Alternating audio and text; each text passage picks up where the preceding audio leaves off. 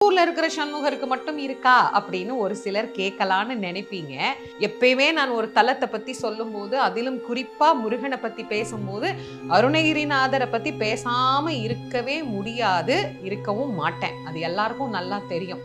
அதனால இந்த தலத்துல அருணகிரிநாத சுவாமிகள் வந்து முருகப்பெருமானை வழிபாடு செய்து சண்முகரை வழிபட்ட போது சிவபெருமானுடைய நடன தரிசனத்தை அருணகிரிநாதருக்கு முருகப்பெருமான் இங்குதான் காட்டி அருளினார். சண்முகர் அந்த நடராஜ கோலத்தை இன்னிக்கும் சிகப்பு சாத்துற போது முன்பக்கம் பார்த்தீங்கன்னா சண்முகராக இருப்பார், பின்பக்கம் பார்த்தீங்கன்னா நடராஜராக இருப்பார்.